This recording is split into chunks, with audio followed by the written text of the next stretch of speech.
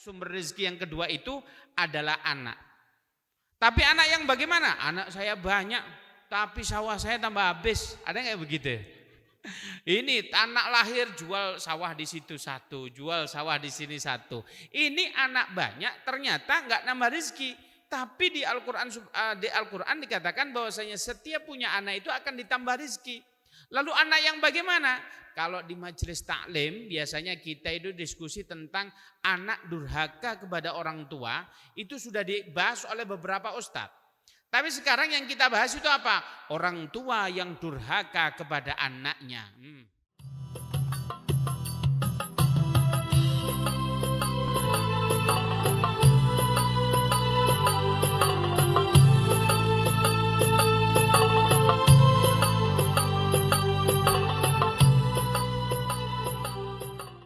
Bismillahirrahmanirrahim. Assalamualaikum warahmatullahi wabarakatuh.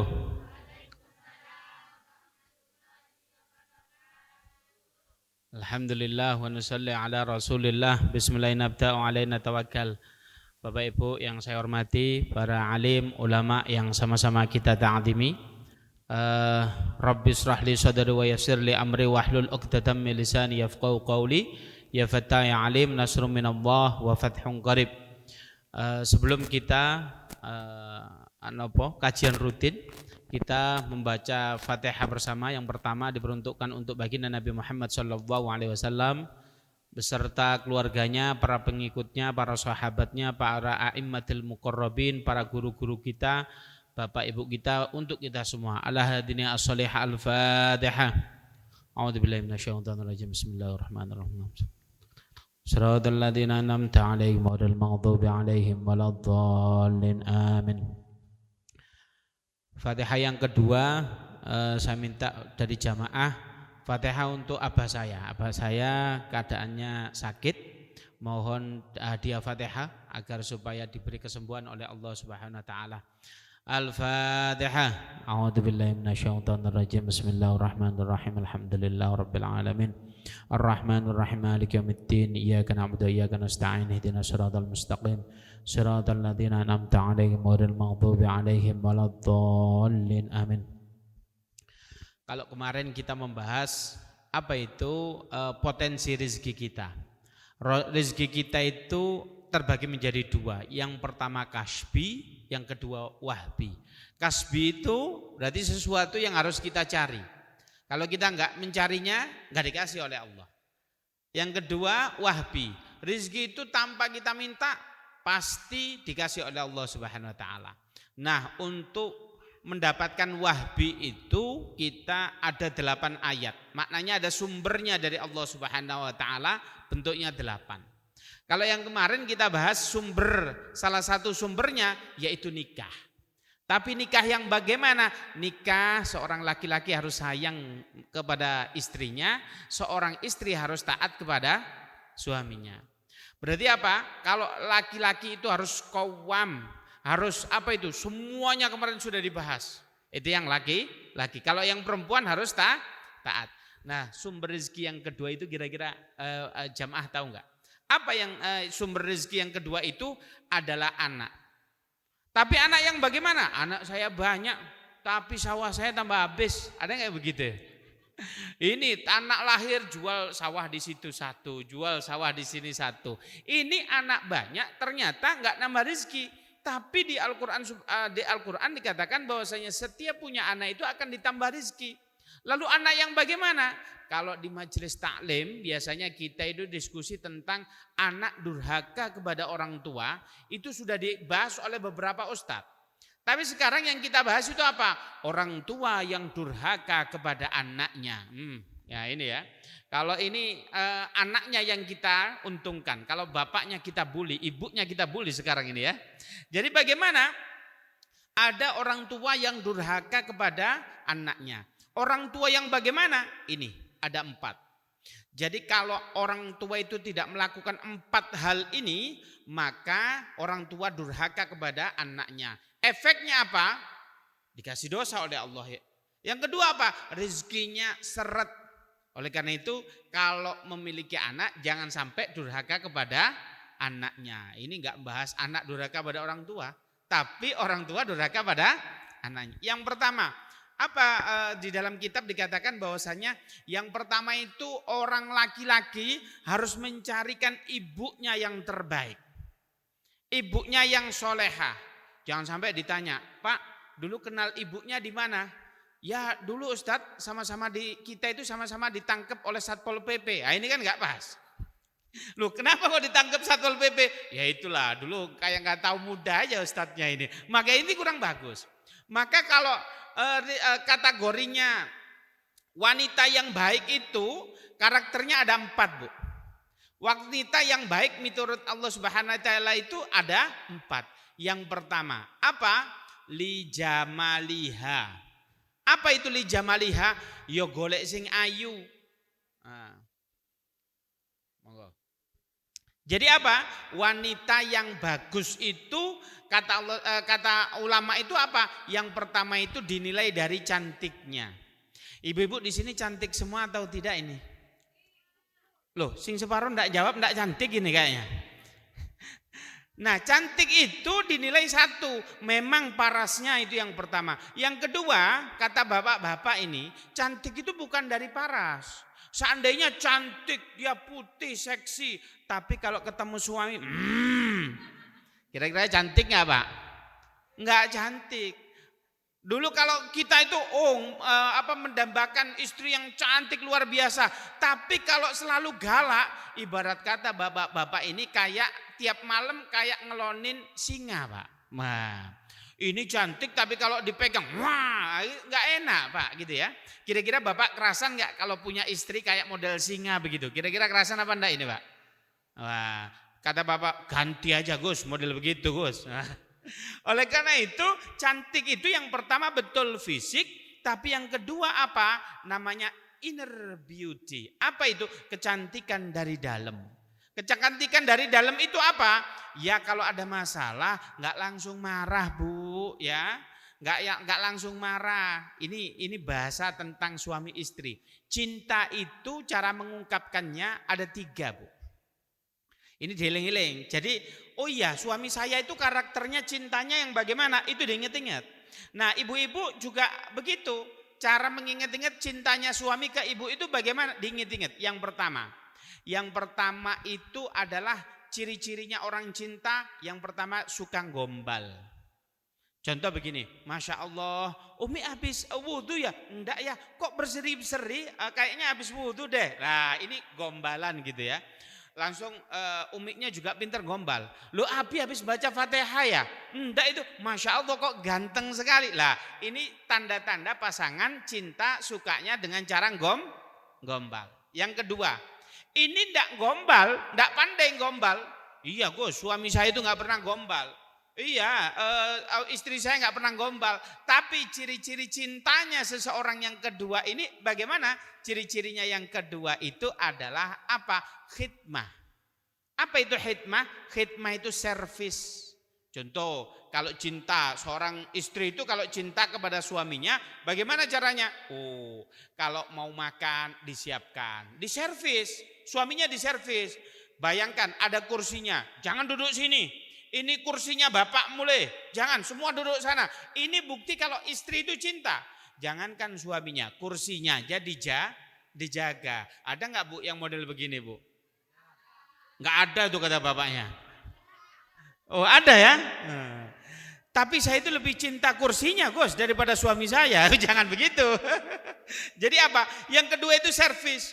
Apa? Begitu juga kalau suami itu cinta kepada istrinya. Kalau mau makan di restoran, Masya Allah. Ini sayang kursinya ditarikkan, Masya Allah. Keluar dari mobil dibukakan pintunya. Itu tanda laki-laki cinta. Tapi nopo cintanya bukan gombal, tapi cintanya khidmah. Ciri-ciri cinta yang ketiga. Nah ini coba dilihat. Kira-kira cintanya yang bagaimana? Oh dia gak pandai gombal. Dia nggak pandai servis. Buktinya apa? Libur juga nggak pernah itu bantu nyapu rumah. Libur juga nggak pernah itu bantu cuci piring, nggak pernah. Lalu karakternya yang ketiga Pak. Karakternya yang ketiga Bu. Apa yang ketiga itu? Yaitu giving. Apa itu giving? Giving itu senantiasa ngasih hadiah. betul dia nggak pernah gombal, betul dia nggak pernah nyervis, tiba-tiba langsung dikasih BBKB-nya mobil. Nah, lebih seneng yang mana ini? Tapi kredit, Bu. Nah, itulah cintanya seorang laki-laki dengan perempuan. Modelnya ada 3. Jadi kalau ibu-ibu contoh ya, oh iya memang suami saya nggak pernah ngasih hadiah, tapi suka gombal, yaitu berarti ciri-ciri suami cintanya yang model gombal. Yang kedua, oh iya suami saya nggak pernah gombal, nggak pernah ngasih hadiah, tapi sukanya bantu-bantu di rumah, suka ngepel, suka cuci piring, istrinya dipijitin. Itu ciri-ciri cinta yang kedua. Yang ketiga, oh iya dia nggak pernah servis, dia nggak pernah gombal, tapi langsung dikasih hadiah. Apa Bu hadiahnya? Mie ayam itu di perempatan. Ya ini bukan hadiah, Bu.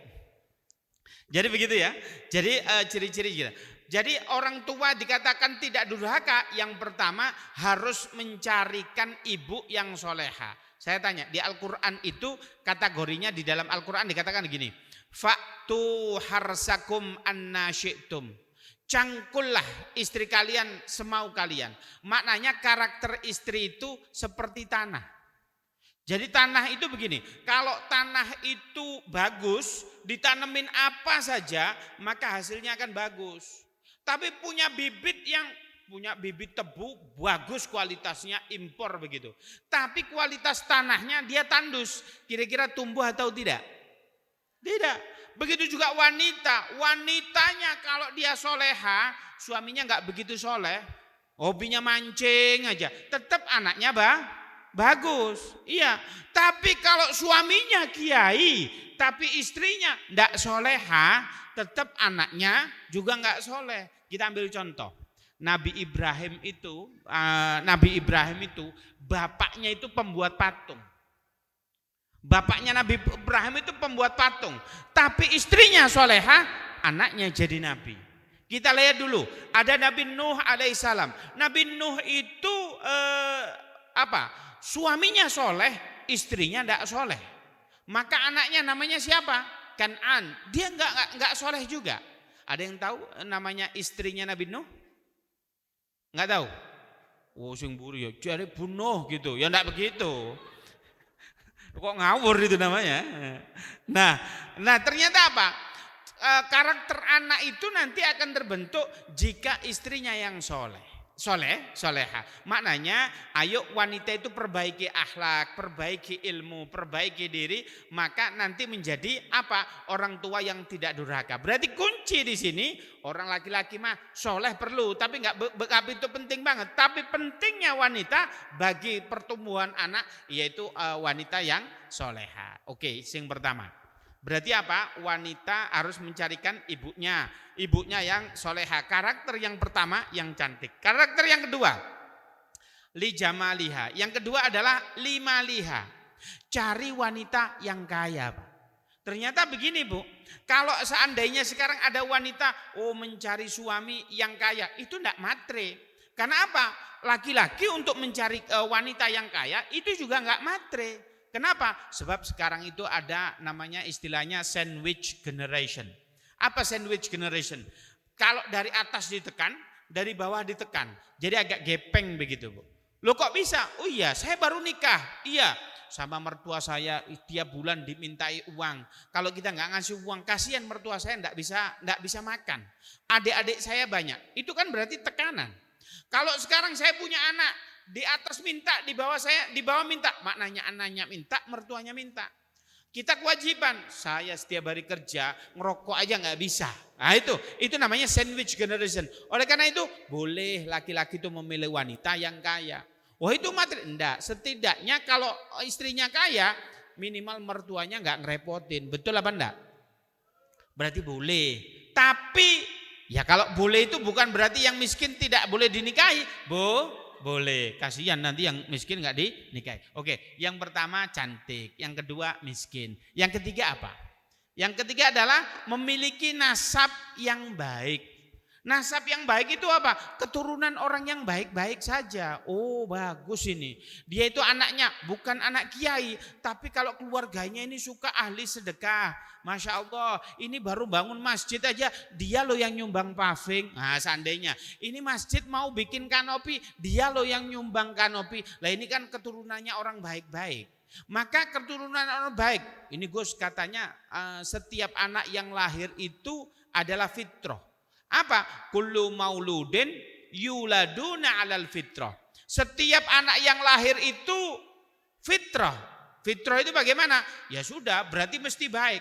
Lah ini kenapa kok memiliki, kalau seandainya saya tanya, kalau anaknya seorang pencuri, maling begitu ya, bapaknya seorang maling, anaknya ini terlahir fitrah atau tidak? Fitrah ya. Nah, kalau anaknya ini bapaknya koruptor, anaknya fitrah atau tidak? Fitrah. Lalu kenapa kita harus mencari nasab yang baik? Karena begini Pak, karena begini Bu. Jadi setiap orang tua itu kata Rasulullah, anak itu tergantung orang tuanya. Seperti halnya kayak kertas putih. Kalau anak itu terlahir dalam keadaan keadaan yang terlahir fitrah, kalau orang tuanya digambari menjadi majusi, dia akan jadi majusi. Kalau anaknya menjadi orang tuanya gambarinya seperti Nasrani, maka seperti Nasrani. Anak kecil ini seandainya bapaknya contoh ini, pengennya itu jadi kiai, insya Allah anaknya jadi kiai.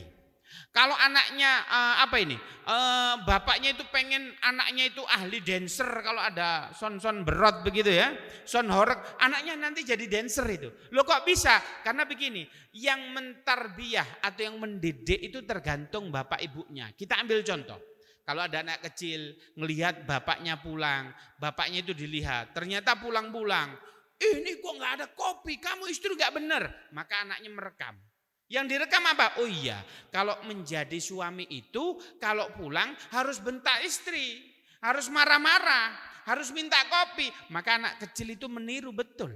Maka itulah yang disebut tarbiyah. Kalau nanti seandainya bapaknya itu maling, malam-malam ditanya, Pak, Bapak kemana? Bapak mau dinas le. Seandainya ditanya ini mau dinas maling ini Pak ya. Nah, kenapa ya? Dinas kemana? Oh kamu masih kecil, nanti aja tahu. Ternyata dinasnya pakai sarung, pakai apa? Oh iya, berarti apa? Maling itu adalah kerjaan yang mulia. Itu kata anak kecil. Oleh karena itu orang tua itu berperan betul. Maka seandainya kita melamar anak dari maling, maka mindset istri kita apa? Ya maling, begitu ya. Oleh karena itu carilah istri dengan keturunan yang baik-baik. Yang pertama cantik, yang kedua memiliki harta, yang ketiga apa tadi? Keturunan orang baik-baik. Yang keempat apa? Lidiniha. Apa lidiniha? Yaitu agamanya juga baik. Oh dia bisa ngaji, alhamdulillah. Dia istiqomah, alhamdulillah. Nah kalau ada wanita, kira-kira keempat-empatnya ini ada, saya yakin bukan hanya bapak-bapak yang di sini, Mas Taufik aja pengen nambah ini. Kalau memang ada wanita karakternya empat-empatnya ada. Saya tadi mau mencontohkan, saya mau nambah, istri saya ikut itu. Saya jadi gak berani gitu ya. Nah oleh karena itu, gak mungkin kalau ada wanita itu keempat-empatnya. Kalau ada pun itu sudah langka. Betul atau tidak? Wah langsung betul semua di sini ya. Nah berarti apa? Ingat Pak, kalau Anda mencari seorang istri, kalau tidak ingin durhaka kepada anaknya, maka carilah istri yang solehah, karakternya ada 4 itu tadi. Kalau Anda sudah terlanjur, ini sudah terlanjur, ya diperbaiki. Oh iya, kalau pengen cantik, ya belikan skincare itu Pak ya. Nah, diajari wudhu biar glowing gitu ya. Nah, kemudian bagaimana? Diajak pengajian, dia itu agamanya biar bagus ya, begitu ya. Kalau dia dalam keadaan nggak punya bapak yang kerja yang bagus, biar kerjanya bagus begitu ya. Kalau ingin keluarganya nasabnya ini sudah terlanjur, ya sudah dibimbing insya Allah menjadi wanita yang solehah. Kalau ibunya solehah, bapaknya sudah maksimal bekerja, anaknya insya Allah bagus. Itu yang pertama. Yang kedua, Ini kalau yang kedua ini kalau tidak dikasih oleh seorang laki-laki, maka dia akan durhaka kepada anaknya. Yang kedua adalah dikasih namanya yang bagus. Namanya yang bagus. Sebab nama itu dibagi menjadi dua. Yang pertama mangkul, yang kedua murtajal. Apa itu mangkul? Mangkul itu namanya memang bagus artinya. Kita ambil contoh. Muhammad artinya apa? Terpuji. Kalau namanya Muhammad, Nabi Muhammad itu bukan namanya agar supaya kita berharap orangnya terpuji. Orangnya memang terpuji. Tapi kalau saya ini murtajal. Murtajal itu contoh ini. Nama saya itu Muhammad Faiz. Abah saya ngasih nama Muhammad Faiz ini agar supaya harapannya bapak saya itu, abah saya apa? Agar supaya oh iya anak saya satu terpuji. Yang kedua Faiz. Faiz itu dalam bahasa Arab dari kata-kata faza yafuzu wa huwa faizun. Artinya apa? Sukses. Sudah terpuji, sukses. Itu harapan bapak saya. Alhamdulillah. Buktinya saya sukses. Kenapa kok sukses? Nah ini sudah 90 kilo Bu. Kalau nggak sukses paling saya 60 kilo, yang kecil-kecil begini belum tentu sukses. Nah kalau 90 kilo ini pasti sukses. Soalnya apa? Makannya banyak. Kalau nggak sukses kan nggak bisa makan banyak Bu ya. Nah berarti apa? Abah saya ingin ngasih nama ke saya ini harapannya adalah apa? Agar saya terpuji dan saya ini sukses. Begitu juga kalau Nabi Muhammad bukan murtajal, tapi Nabi Muhammad itu sebelum dikasih nama sudah terpuji dulu. Begitu ya, itu bedanya kita. Maka kalau ngasih nama anak itu dengan cara apa? Yaitu dengan cara nama-nama yang bagus. Nah ngasih nama anak yang bagus itu satu, dengan cara apa? Cari nama-nama asma min asma'illah. Cari nama dengan sifat-sifatnya Allah. Nah kalau sifatnya Allah, contoh sifat Allah itu Ar-Rahman. Berarti kasih nama Abdurrahman, bagus. Muhammad Abdurrahman, boleh.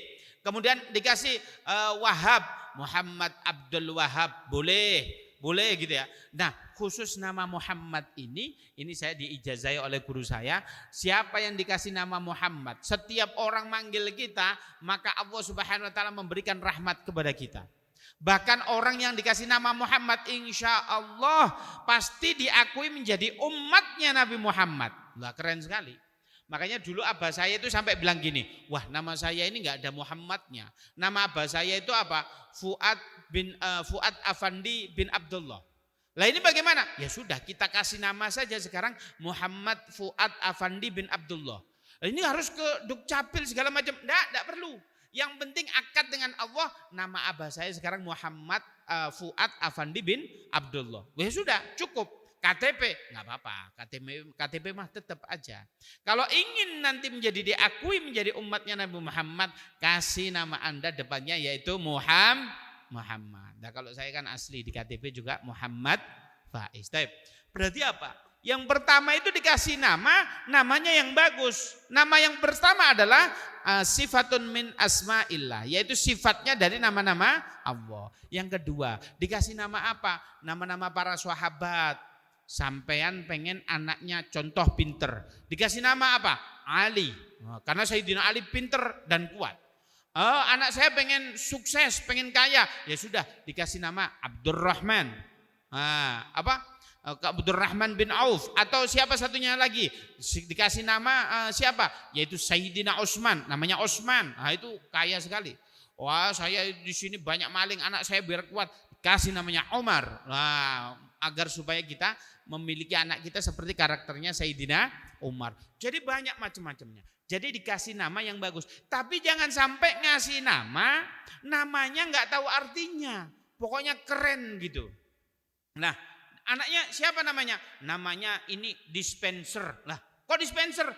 Ini modelnya katanya, tahu nggak artinya dispenser? Dispenser mah tempat air itu. Nggak boleh. Oh enggak, anak saya bukan dispenser, namanya varises. Ternyata apa? Nama penyakit. Enggak boleh. Jadi modern boleh asal kita tahu artinya. Nama anak saya itu Islami, Gus. Nama anak saya Islami. Loh, apa namanya? Kiau. Apa itu kiau? Saya ngambil di Al-Qur'an. Loh, di mana Al-Qur'an saya kok ngaji 30 juz enggak ada itu namanya qiyau. Iya, apa? Maliki yaumiddin. Loh, kok ngawur begitu? Enggak boleh. Jadi qiyaunya itu ngambil asal-asalan di Al-Qur'an. Maka ini juga tidak boleh. Maka ibu bapak di sini kalau ingin Anda tidak dikatakan durhaka, yang pertama cari ibu yang terbaik, yang kedua adalah dengan cara apa? Yaitu dengan cara memberi nama yang terbaik. Baik, yang ketiga. Ini yang ketiga, kalau tidak ingin dikatakan anaknya kita durhaka kepada anak, maka ini yang poin pertiga itu sangat penting. Apa sangat penting? Yaitu mengenalkan Allah sejak dini. Mengenalkan Allah kepada anak-anak kita. Caranya bagaimana mengenalkan Allah sejak dini itu? Yang pertama, kalau lahir diakikohi. Akikoh itu kalau laki-laki itu 2 ekor kambing minimal, berarti boleh 3. Kalau perempuan anaknya itu diakikohi minimal 1 ekor kambing. Maka yang pertama kalau lahir itu diakikohi. Bahkan Rasulullah itu bilang gini, kullu gulamin raghinatun biaqiqatihi. Setiap anak itu akan tergadai dengan akikohnya. Contoh begini. Jenengan punya anak jenengan namanya siapa? Siapa? Nabila. Nabila ini ternyata belum diakikohi. Ternyata dia itu mondok luar biasa, hafal Al-Qur'an seandainya. Hafal Al-Qur'an, Fatihah hafal, kemudian punya pondok seandainya. Muridnya, santrinya ada 10.000. Kalau seandainya sudah diakikohi, setiap anak kita hafal Al-Qur'an, baca Fatihah, baca apapun di dalam Al-Qur'an, maka ibunya mendapat pahala. Tapi kalau seandainya belum diakikohi, maka tergadai. Anak kita baca Al-Quran kita nggak dapat pahala. Karena apa? Kita belum mengakikohi. Maka harus anak kecil itu diusahakan diakikohi. Kapan diakikohi? Disunnahkan kalau bisa 7 hari baru lahir. Kalau nggak bisa, nggak mampu, belum ada duit, bagaimana? 40 hari setelah lahir. Kalau nggak bisa, ya 1 tahun. Kalau nggak bisa, ya sudah kalau itu sebelum balik. Kalau nggak bisa, sebelum mati. Sudah mati nih Pak Ustadz, gimana? Ya sudah, setelah mati pun enggak apa-apa lah gitu ya. Nah, di sini ada anaknya yang belum diakikoi. Loh, ini enggak punya kambing di sini, enggak ada yang punya kambing di sini. Nah, maka kalau bisa jangan sampai anak kita memiliki amal soleh tapi kita tidak mendapatkan apa-apa. Bayangkan anak kita bisa Fatihah, setiap hari membaca Fatihah 17 kali di dalam sholatnya, tapi anak kita tidak kita akikoi, maka ini tidak bagus. Cara mengenalkan anak kita kepada Allah, yang pertama anak itu diakikoi. Yang kedua, bagaimana cara mengenalkan anak? Yaitu ditahnik. Ada yang tahu tahnik? Tahnik itu begini, anak baru lahir. Anak baru lahir mungkin umurnya 7 hari atau 40 hari atau apa segala macam. Itu ditahnik. Tahnik itu adalah memberi kurma. Tapi jangan kurma utuh begini Bu, anak bayi dikasih utuh, wah kok langsung keloloten itu ya, enggak bisa itu. Caranya bagaimana? Nah, ajak anak kita ke orang soleh. Ke rumah kiai atau ke rumah habaib atau ke rumah ulama, guru-guru kita. Lah, Pak Yai saya minta tahnik. Tahnik itu boleh ke ulama, boleh ke bapaknya. Tapi kalau bapaknya nggak soleh, setiap hari mancing aja, ya udahlah cari kiai saja. Nggak ada barokahnya kalau bapaknya mancing aja kerjaannya itu ya. Kalau bapaknya soleh nggak masalah lah begitu, itu lebih bagus gitu. Itu caranya bagaimana? Ambil kurma Bu ya. Kurma bawa ke kiai tahnik, diambil kurmanya, kurma itu kemudian dikunyah oleh seorang kiai sehingga kurmanya itu lembut sekali. Setelah lembut bagaimana? Ditaruh di mulutnya seorang bayi tersebut, ditaruh di atasnya sehingga bayi tersebut disedot begitu ya. Di langit-langitnya disedot, maka air liurnya seorang yang soleh itu tadi bersatu dengan anak kita. Semoga anak kita itu ketularan solehnya. Nah begitu. Jadi kalau punya anak ditahnik, Nah ini kalau ada anaknya yang masih kecil gini, ditahnik. Kalau ketemu kiai tahnik. Nah, tapi kurma ya, jangan sampai tebu. Walaupun di sini banyak tebu, dikasih tebu, itu bukan tahnik. Nah, kalau di sini tahnik itu pakai kurma. Yang pertama anaknya itu diakikoi. Yang kedua ditahnik. Yang ketiga anaknya bagaimana cara mengenalkan Allah, yaitu apa? Kalau sekolah, nyekolahkan anak itu sekolah yang mana lembaga tersebut mengenalkan Allah sejak dini. Saya tanya, kalau di sini ada TPQ, maka TPQ lah lembaga yang pertama kali mengenalkan Allah. Kalau di anak-anak di sini sudah SD, masukkan ke pondok. Pondok ini salah satu lembaga yang mengenalkan Allah sejak dini. Tapi kadang di antara kita sulit menerima keadaan. Kadang mindset kita salah. Saya tanya, seandainya anak ibu sekolah umur segini, disuruh sebulan bayar 200.000 buat TPQ, mahal atau murah? 150.000, mahal atau murah? Hah? Tak ulangi lagi. Bayar 150.000 dalam 1 bulan, murah apa mahal? Murah. Oke, 200 mahal. Saya tanya, kalau ada lembaga kursus bahasa Inggris, setiap bulannya itu 300.000, murah apa mahal? Kalau bahasa Inggris dibilang murah, kalau TPQ dibilang mahal. Nah, ini gimana ini? Padahal TPQ itu adalah salah satu lembaga yang mengenalkan anak Anda siapakah Allah. Sebab anak-anak kecil ini kalau kritis, ibunya pun belum tentu bisa menjawab. Ditanya, seandainya anak kecil ini nanya ke ibunya, Bu, siapakah Allah? Ibu bisa jawab enggak? Oh, anaknya untung enggak nanya ini ya. Nah, kalau anak segitu, ini tanya ke bapaknya, kira-kira anaknya tanya begini, Pak, Allah itu di mana? Bapak bisa jawab enggak? Lah ini gimana ini sebagai bapak ini? Punya anak kok nggak bisa kalau ditanya ini. Maka ayo anak kita dari kecil itu kenalkan Allah dengan cara apa? Masukkan dia sebelum lulus SD ke TPQ. Kalau dia sudah lulus SD, pastikan anak kita mondok. Nanti mondok jaminan nggak bisa kerja. Mondok bukan untuk ngelamar kerja. Mondok itu biar anak kita itu paham tentang agama. Oleh karena itu, kalau dia nantinya menjadi bisnismen yang agamis. Kalau dia menjadi juragan tebu yang agamis. Kalau dia menjadi seorang apalah, di sini menjadi usahawan juragan truk begitu, orang juragan truknya yang agamis. Kalau sudah agamis, enak sekali. Oh iya, kalau tebu, kalau nimbang timbangannya juga amanah. Oh ini 1 ton, ya dibilang 1 ton. Jangan baleng 1 ton, ini udah 800 saja. Lah yang 200 kemana? Ya kan? Maka oleh karena itu, ayo didik anak kita dari kecil, kenalkan Allah, yaitu mulainya dari mana? TPQ dan mondok. Yang terakhir, yaitu yang pertama, mencarikan ibu yang terbaik. Yang kedua, memberi nama yang baik. Yang ketiga, mengenalkan Allah sejak dini. Yang keempat ini memberi nafkah kepada anak, yaitu nafkah 2 yang dikasih nafkah. Yang pertama, anak kita kasih nafkah yaitu dalam bentuk rumah. Jangan sampai anak kita belikan rumah tapi hasil korup. Jangan. Contoh ini. Saya membelikan rumah kepada anak istri kita tapi hasil riba, Pak. Tahu riba? Riba itu uang dengan uang ada nilai lebihnya, itu riba. Contoh saya minjem ke Mas Taufik 5.000, ngembalikannya itu 6.000, maka itu riba.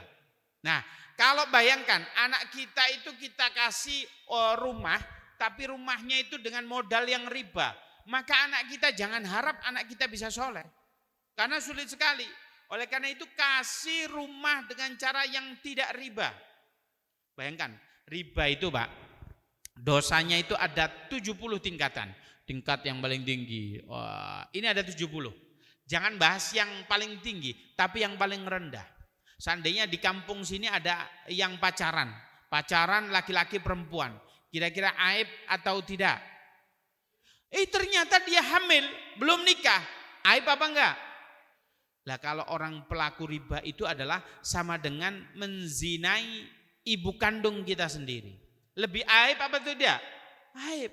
Oleh karena itu jangan sampai kita bisnis yang mana hasilnya untuk anak kita tapi modalnya riba. Sebab janji Allah bagi pelaku riba, maka Allah berjanji akan dimiskinkan sak miskin-miskine. Lah oleh karena itu apa? Oke, kalau Anda punya modal 1 miliar bagus. Oh ini biasanya bank itu deket-deketin. Pak nggak butuh modal lagi dah. Oh nggak cukup ini truk saya sudah 5. Tebu saya ini, oh ya nambahkan lebih bagus Pak. Ini loh bunganya nggak seberapa kok. Ditambah, maka tambah miskin Anda. Ini saya contohkan. Saya punya teman di PGS PGS Surabaya. Dulu itu kenal saya, dia itu punya 4 toko. Tokonya pada saat itu jalan semua. Wah, penghasilannya luar biasa besar. Tapi pada saat itu ada bank dekat, nggak nambah modal dah. Tokonya itu kalau dulu dijual itu hampir 1 miliar di PGS itu dulu. Nah ini bagaimana? Oh itu nambah modal apa segala macam. Intinya apa? Jadi ngambil duit. Setelah ngambil duit 3 tahun ketemu saya. Bagaimana dia? Dia itu bangkrut. Tokonya 3 dijual. Sampai sekarang dia masih punya utang ke bank. Bayangkan. Maka kalau kita riba itu akan dimiskinkan oleh Allah. Bayangkan kalau kita pelaku riba, tapi apa? Diperuntukkan untuk anak kita pasti tidak soleh. Oleh karena itu tugas seorang laki-laki kalau punya anak, biar kita tidak dikategorikan durhaka kepada anak, kasih nafkah anak kita dengan cara yang halal. Bikinkan rumah dari bukan hasil korupsi, bukan hasil nyuap. Loh iya, nyari uang kok ambil nyuap, enggak boleh. Cari yang bagus, cari harta yang bagus agar supaya anak kita ngasih rumahnya yang bagus. Yang kedua, nafkah terhadap anak. Nafkah terhadap anak itu apa? Yaitu bukan hanya rumah, tapi apa? Makanan. Ini sangat penting. Ini dawuhnya salah satu ulama besar itu begini. Tidak mungkin ini daging yang tumbuh dari sesuatu yang haram tidak mungkin bisa dibersihkan kecuali dengan api neraka. Waduh, ngeri Pak. Ngeri sekali. Kalau seandainya ada sesuatu yang haram, ayam itu halal, tapi kita mencuri, maka bisa jadi haram. Ternyata kita makan tumbuh dari sini daging, maka daging ini tidak bisa dibersihkan kecuali dijilat oleh api neraka. Bayangkan, kalau sesuatu yang haram, maka di sini ilmu itu tidak mau mendekati anak kita. Kata begini, kata ulama, al-ilmun nur wa nurullaha la yuhdalil as. Ilmu itu cahayanya Allah. Dan cahayanya Allah tidak mungkin diberikan kepada orang yang ahli maksiat. Makanya di sini kalau Anda belajar ternyata kok enggak paham-paham yo. Diajari gini kok enggak iso-iso yo. Belajar ngaji dari dulu enggak bisa-bisa. Pastikan berarti Anda di tubuh Anda ada sesuatu yang haram karena Anda bermaksiat kepada Allah. Maka model ini hati-hati, Pak. Oleh karena itu kasih makan anak kita yang terbaik, kasih rumah anak kita yang terbaik. Ini khusus wong lanang nih Pak ya. Orang laki-laki ini. Kalau perempuan mah iya enggak? Wong perempuan nih, ayo Mas, aku saiki wis soleh, aku wis dandan guys sama. Ayo kerja yang bener. Lah itu wanita yang baik. Jangan sampai wanita itu ngompor-ngomporin suaminya untuk korupsi. Delok niku lho. Dulure sampean itu loh dapat jatah dari abah banyak nggak karu-karuan. Masa sampean itu anak pertama kok dapatnya sedikit? Udah langsung aja tuntut adik sampean. Ya Allah, ini istri yang bagaimana ini ngompor-ngomporin suaminya agar supaya berantem sama adiknya. Nggak boleh. Maka istri itu apa? Cuman nerima saja. Berarti seorang orang tua itu tadi dikatakan agar supaya tidak durhaka, yang pertama apa tadi? Carikan dia ibu yang terbaik. Yang kedua, kasih nama yang terbaik. Yang ketiga, kenalkan Allah sejak dini. Yang keempat itu apa? Yaitu kasih nafkah, baik itu makanan maupun rumahnya dari sesuatu yang halal. Maka kalau sudah empat-empatnya ini Anda lakukan, maka Anda tidak ada gelar durhaka. Saya tanya di sini, kira-kira orang tua di sini durhaka atau tidak kepada orang tuanya? Saya dijawab gimana ya? Oke, kira-kira orang tua yang di sini durhaka atau tidak kepada anaknya? Kalau sing wani jawab ini, ndak remah iki. Oleh karena itu ayo kita perbaiki diri agar supaya anak kita menjadi apa? Menjadi nanti di surganya Allah Subhanahu wa taala tatkala dihisab seandainya anak kita masuk surga. Kemudian apa dicari? Bapaknya enggak ada. Ya Allah, saya mau masuk di surga ini asalkan bapak ibu saya juga masuk surga. Lah itu kalau didik kita betul. Oleh karena itu anak ini bisa menjadi wasilah kita ditarik oleh Allah Subhanahu wa taala untuk masuk surganya Allah. Di sini poin pertama, bapak-bapak sudah mencarikan istri yang terbaik apa belum? Oh, belum, enggak remah ya. Kalau belum jangan ditukar, Pak ya. Ya Ustaz, besok saya tukernya dulu Ustaz. Jangan, enggak boleh begitu ya. Ini ada waktu untuk sesi tanya jawab karena ini materinya penting. Kalau kemarin itu kunci rezeki kita itu penuh dengan rumah tangga yang bagus. Janji Allah siapa yang nikah akan dikayakan. Yang kedua, kalau janji Allah siapa yang punya anak, anaknya dikasih 4 hal ini tadi, maka Anda akan dikayakan oleh Allah Subhanahu wa taala. Ada lagi ada yang ditanyakan? Monggo Bapak Ibu sekalian. Assalamualaikum warahmatullahi wabarakatuh. Waalaikumsalam warahmatullahi wabarakatuh. Ayo Ustaz, yang terkait yang di kajian sebelumnya ya, tentang pernikahan itu yang ada nafkah dan yang lain-lain itu sebaiknya itu perlu disampaikan terus atau cukup dengan sama-sama paham? Kan kemarin waktu itu kalau misalnya ngasih nafkah sekian, terus sekiannya nafkah, sekian itu. Maknanya begini, kalau sekali diucapkan boleh. Tapi begini, makna nafkah itu adalah hak mutlak milik istri. Berarti kalau sudah diberikan, ya sudah, jangan diminta-minta lagi. Ya, alah bayar listrik, lah kemarin tak kasih, ini nafkah bukan untuk bayar listrik. Nah, begitu ya. Ini bapak-bapak katanya ngasih nafkah tapi diminta, lah kemarin baru dikasih nafkah. Kalau listrik tugas bapak ini ya. Nah begitu. Nafkah itu adalah hak istri 100%. Jadi kalau sudah dikasih jangan diminta lagi. Sing banter Bu. Berarti nafkah yang disebut itu tadi yang lebih baik itu dibelanjakan sesuatu yang memang tidak mungkin dipinjam oleh atau dipakai oleh suaminya ya. Loh, kalau uangnya nggak dibelanjain ya tetap seandainya istrinya dikasih nafkah 1 juta 1 bulan, uangnya masih ada, ya biarin aja duit istri. Kalau kepepet apa? Ya negonya yang bagus lah.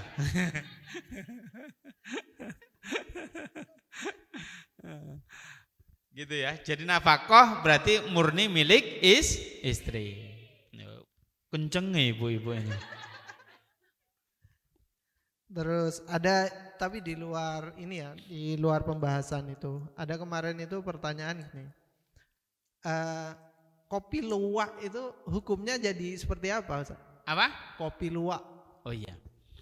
Jadi bagaimana hukumnya kopi luwak? Sejarahnya kopi luwak itu begini.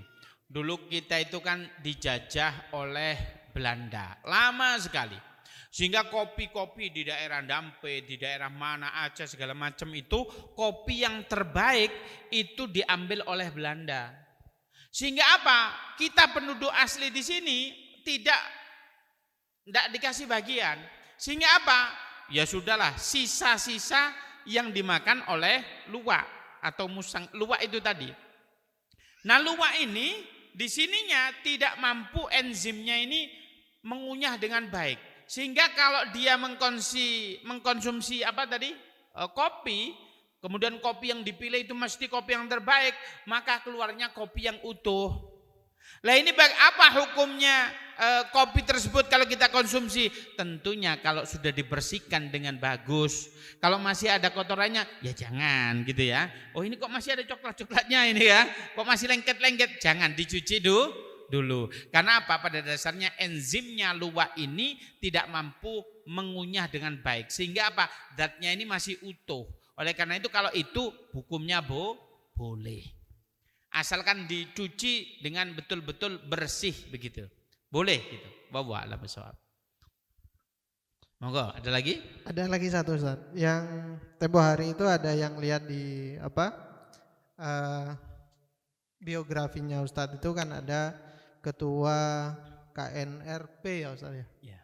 Nah itu sebetulnya itu apa? Terus siapa pendirinya atau apa? Terus bagaimana cara untuk mereka itu di KNRP itu menyalurkan bantuan-bantuan ke Palestina? Karena kan yang kita tahu itu jangankan untuk bantuan itu, tapi kita mau masuk sendiri aja kan, masuk untuk yang lain juga terkadang kan susah kalau nggak paham ininya ya apa. Baik. KNRP adalah singkatan Komite Nasional untuk Rakyat Palestina. Ini kalau di kita itu namanya NGO. NGO itu apa? Organisasi non-government. Berarti sebuah organisasi yang mana tidak terintegrasi dengan pemerintah. Berarti kita itu ya swasta, begitulah kasarnya begitu. Tapi sifatnya internasional. Nah, KNRP ini menangani tentang khusus isu Palestina. Maka biasanya dari jamaah, donasi, dari pondok, dari kampus, dari kampung-kampung, dari perumahan dan lain sebagainya donasi. Dikumpulkan, kemudian ada rekening milik KNRP. Kemudian kita salurkan. Disalurkan ke siapa? Palestina itu terbagi menjadi secara garis besar ada 3. Yang pertama namanya tepi barat. Tepi barat itu di situ ada masjid namanya Masjidil Aqsa, di mana tatkala Rasulullah pas Isra Mi'raj ya lewatnya dari masjid tersebut.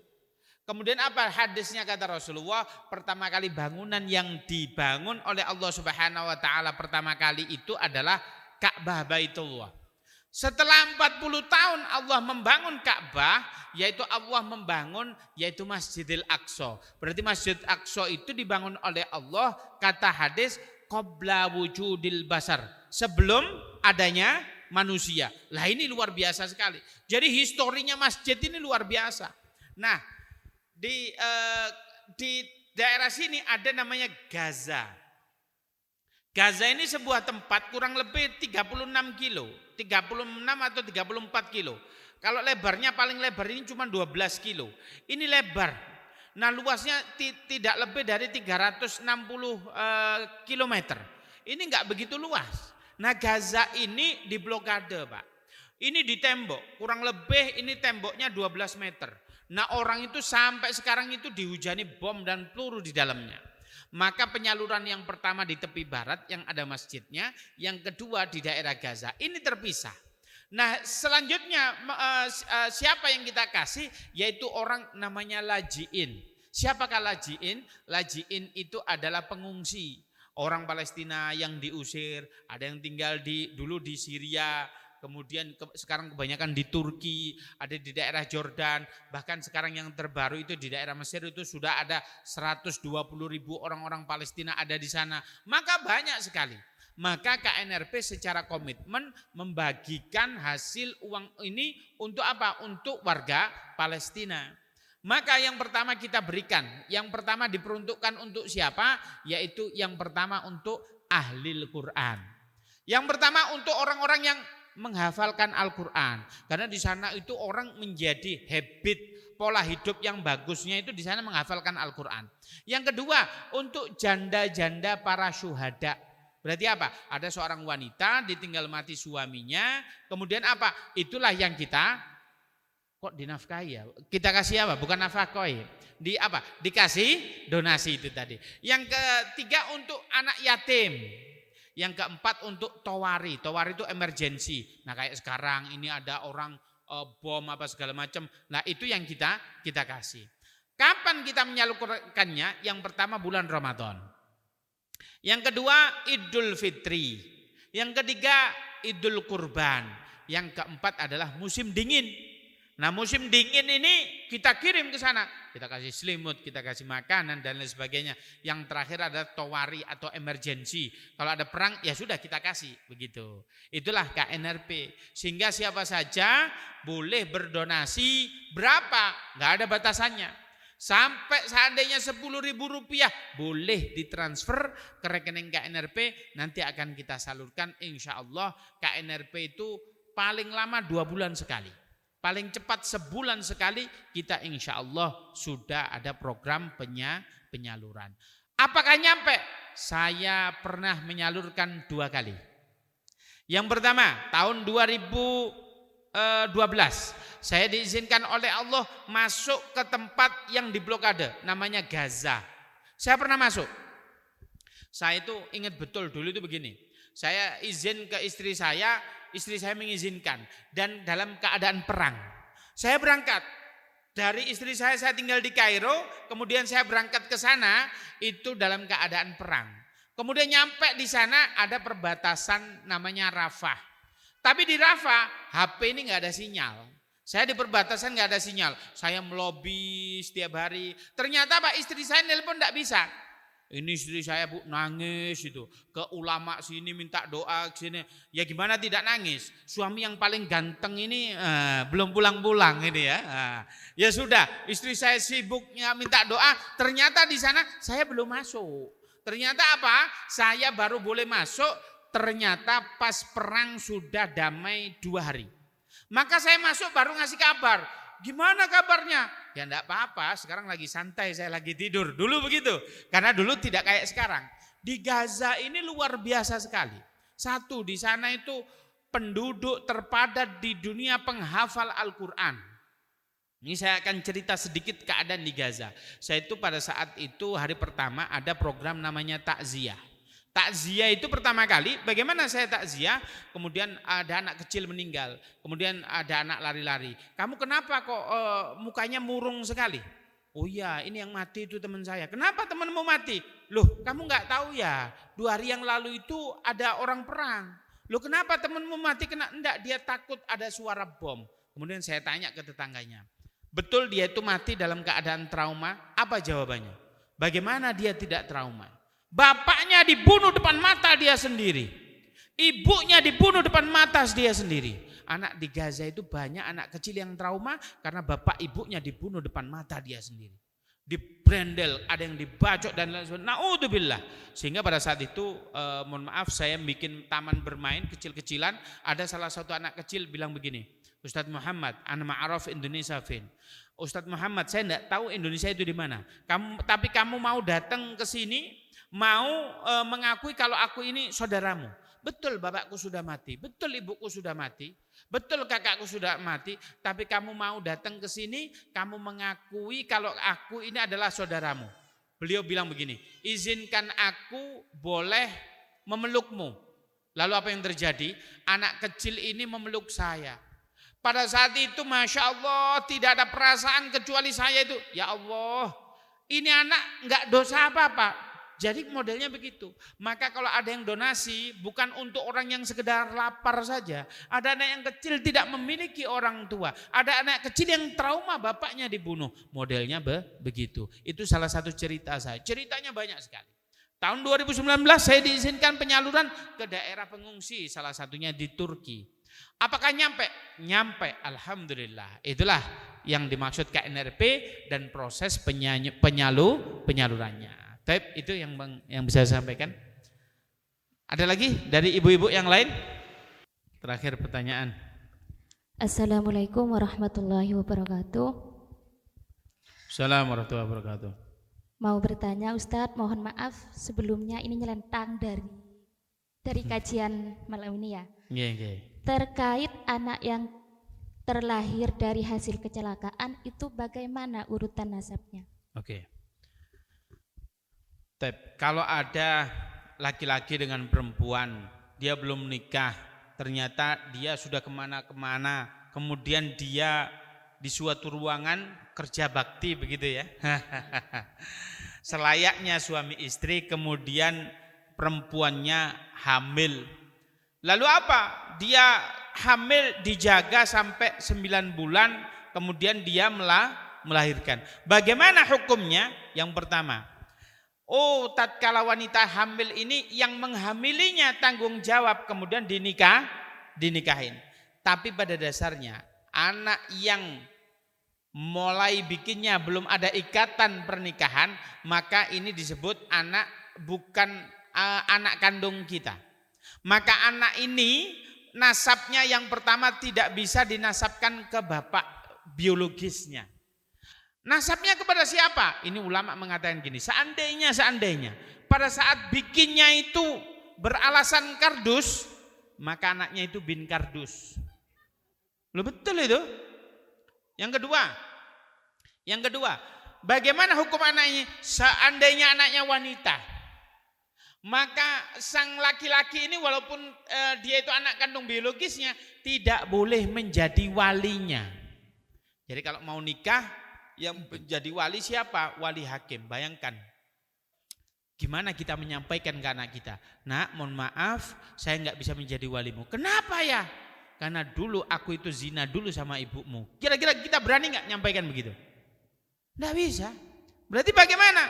Oh itu dengan berbagai cara Pak, sulit. Yang penting anaknya itu nggak boleh bapaknya ini nggak boleh jadi walinya. Yang kedua, jika sang laki-laki mati punya harta banyak, sang anak ini tadi entah laki-laki entah perempuan tidak bisa mewarisi harta dari bapak ibunya. Bayangkan, begitu sulitnya. Ini bapak ibunya yang bodoh, tapi anaknya yang bertanggung jawab. Maka begitulah keadaannya. Maka jangan sampai kita itu berbuat yang di luar nikah. Bagaimana kalau sudah terjadi? Taubat Anda semua. Maka kalau anaknya laki-laki, Anda aman. Tapi kalau Anda ini punya warisan banyak, ya sebelum Anda mati kasihkan kepada dia. Bukan warisan, tapi hibah, begitu ya. Nah, bagaimana kalau anaknya perempuan untuk menjadi wali? Ya sudah, sampaikan di luar akad kepada sang penghulu, Pak penghulu, mohon maaf, saya dulu saya itu nakal, maka sekarang saya sudah tobat. Ini pada dasarnya anak ini adalah dulu istri saya hamil sebelum saya nikah. Oleh karena itu saya tidak boleh menjadi wali. Nanti saya akan bapaklah yang menjadi walinya. Jadi kayak wali taukil, tapi bukan wali taukil. Pada dasarnya memang walinya itu adalah wali hakim. Begitu ya. Jadi kita bertaubat saja. Jangan sampai kita berzina. Saya membaca kitab kapan-kapan ini kita diskusi tentang zina. Apa? Zina itu begini. Zina ditanya Imam Syafi'i, "Ma huwa zina?" Apa itu zina? Az-zina huwal bala. Zina itu bala. Bahkan kata Imam Syafi'i, yang mendapatkan bala bukan orang yang zina saja. Tapi kalau dia pulang, bukan orang yang ada di rumah saja, bahkan tikus yang ada di rumah itu mendapatkan bala. Oleh karena itu naudzubillah. Baik, ada lagi? Sedikit lagi Ustadz. Nah, boleh. Itu tadi kalau misalkan diakikohi itu gimana Ustadz?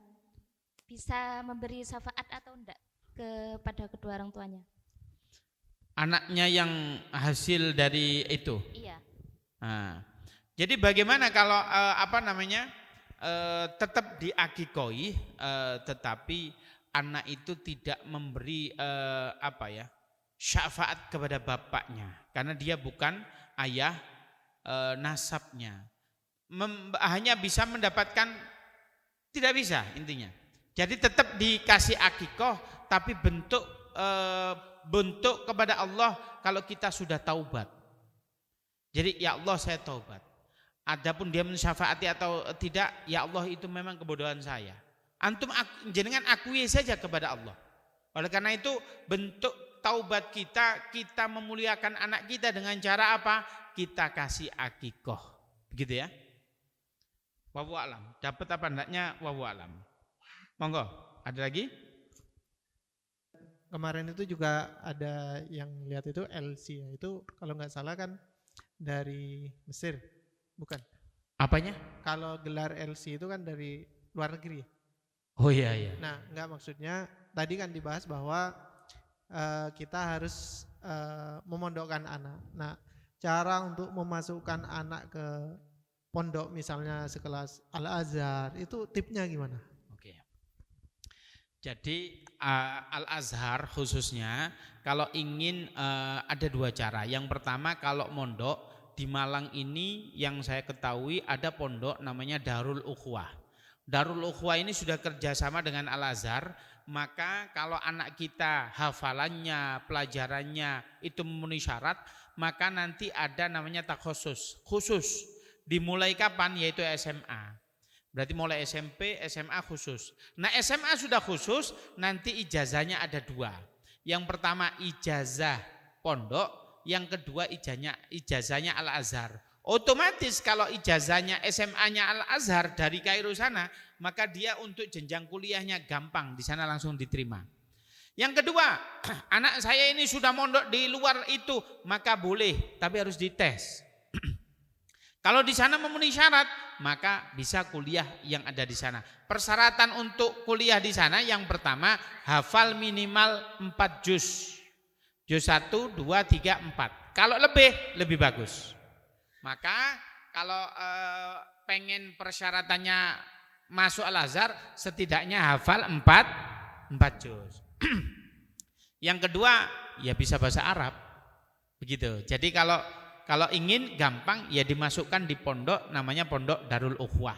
Boleh nitip saya, kalau anaknya laki-laki maupun perempuan boleh nitip saya.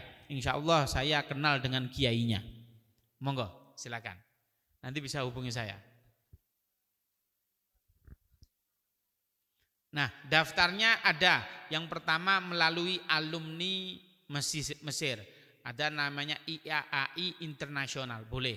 Yang kedua ke Depak. Di Depak itu biasanya mengadakan tes-tesnya khusus begitu ya. Lah itu nanti boleh. Biasanya kalau sudah kelas 3 nanti linknya boleh saya carikan, boleh link nanti untuk di-share, boleh. Nah gitu. Nanti tes, semoga anaknya disiapkan aja dulu, yaitu hafalnya 4 juz. Tapi kalau di luar ijazahnya tidak melalui Al-Azhar SMA-nya, maka dia ada 2 tahun namanya Daurah Lughah, kelas persiapan. Kalau di PPDU tadi langsung ya, tapi kalau ini ada kelas persiapan. Begitu. Kalau ada kelas persiapan berarti 2 tahun enggak langsung kuliah, jadi persiapan dulu begitu. Wah, yang pasti tidak di-cover oleh BPJS. Jadi kalau nanti di sana itu daftarnya di Depak, itu berarti beasiswa, maka bebas, tidak ada bayaran apapun.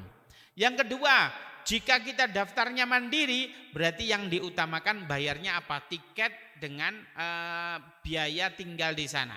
Ya kurang lebih 25 juta sampai 30 juta.